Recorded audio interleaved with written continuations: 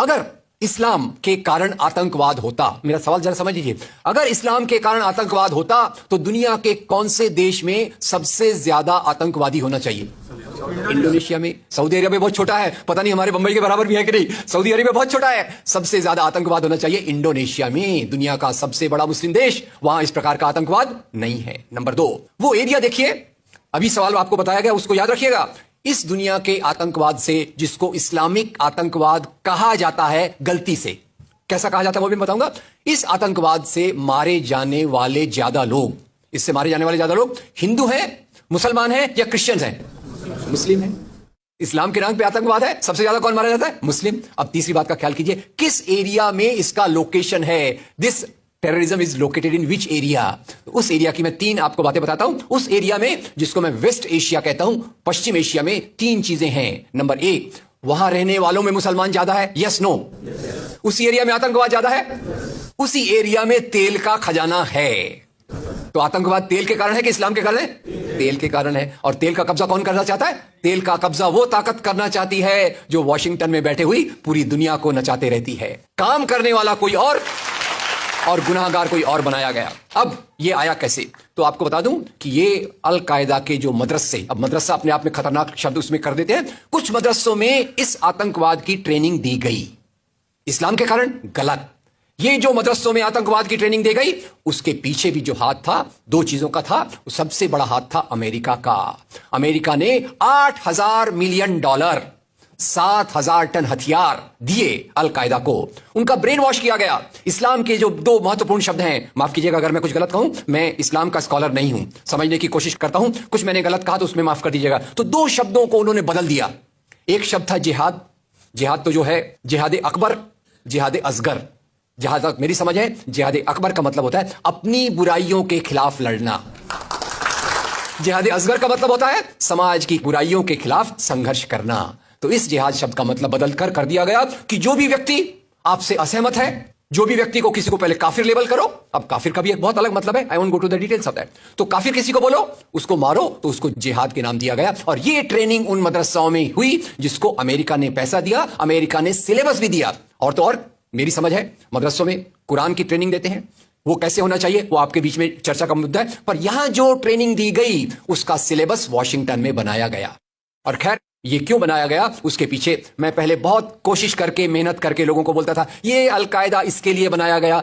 बाद में मेरे हाथ में एक बहुत अच्छी चीज आई। अब यूट्यूब में कई चीजें बहुत अच्छी है, कई चीजें खराब हैं। यूट्यूब के कारण हमारे कई नौजवान भटक भी रहे हैं, पर यूट्यूब की कुछ अच्छी चीजें आपको बताता हूं। यूट्यूब में आप सर्च कीजिएगा 3 शब्दों को, हिलरी क्लिंटन अल कायदा अमेरिका।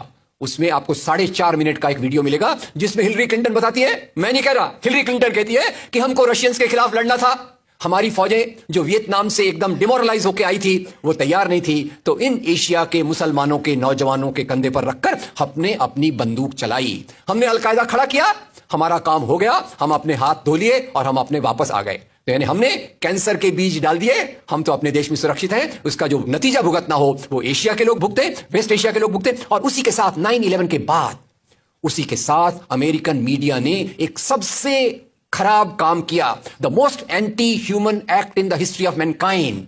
मैं पूरी जिम्मेदारी से यह शब्द कह रहा हूं। क्या किया था अमेरिकन मीडिया ने? अमेरिकन मीडिया ने धर्म को आतंकवाद से जोड़ दिया। मजहब जो मोहब्बत सिखाता है, मजहब जो इंसान को इंसान बनना सिखाता है, उस मजहब के साथ इन्होंने आतंकवाद को जोड़ दिया और एक शब्द बनाया पहली बार, इस्लामिक टेररिज्म। याद रखिए, दुनिया में आतंकवाद पहले भी हुआ है। याद रखिए आयरिश रिपब्लिकन आर्मी, याद रखिए खालिस्तान, याद रखिए नाथुराम गोडसे, याद रखिए इंदिरा गांधी का हत्यारा, याद रखिए राजीव गांधी का हत्यारा। आतंकवाद पहले भी हुए हैं, पर कभी भी मजहब को आतंकवाद के साथ नहीं जोड़ा गया। तो मैं मानता हूं अमेरिकन मीडिया ने अगर सबसे गंदा, सबसे एंटी ह्यूमन काम किया है तो इस जुमले का बनाना जिसको कहते हैं इस्लामिक टेररिज्म। अब इसके पीछे इस्लाम का कोई हाथ नहीं। जिहाद शब्द का मतलब बदल दिया गया और काफिर शब्द का मतलब बदल दिया गया। यहां से ब्रेन वॉश की एक प्रोसेस चालू हुई और इसी को मैं कहता हूं, ये प्रोसेस जो चालू की, ये प्रक्रिया एक कैंसर होती है। मेरा थोड़ा मेडिकल बैकग्राउंड है, मैं जानता हूं कैंसर शुरुआत में होता है, आपने ट्रीट कर लिया तो ठीक है, जब वो फाइनल स्टेज में जाता है तो पूरी दुनिया की बर्बादी करने पे तुल जाता है। और वही बात अलकायदा के साथ हुई। अलकायदा के बाद मामला वहीं खत्म नहीं होता। तेल की प्यास, तेल की भूख बहुत बड़ी है। आप जानते हैं भारत 200 साल तक गुलाम रहा इंग्लैंड का। काय के लिए गुलाम था? क्योंकि उनको यहां का कच्चा माल लूट कर ले जाना था।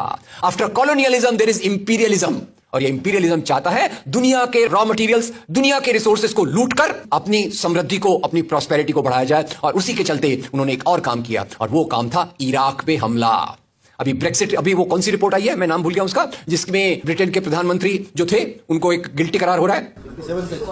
वो रिपोर्ट में पहले उन्होंने तय कर लिया कि हमको इराक पे हमला करना है, बाद में आर्गुमेंट ढूंढते रहे कि भाई कौन सी बात पे हम इराक पे हमला करें, तो बोले अरे इराक के पास तो वेपन्स ऑफ मास डिस्ट्रक्शन है। उस बात पे लंबी बहस चली, और यूनाइटेड नेशंस जिसको अमेरिका ने अपने जेब में रख लिया है, उसके सहारे से उन्होंने इराक पे हमला किया। और वो इराक पे हमले के कारण जो वहां की आर्मी स्ट्रक्चर था, जो फौज का स्ट्रक्चर था, वो डिस्टर्ब हो गया।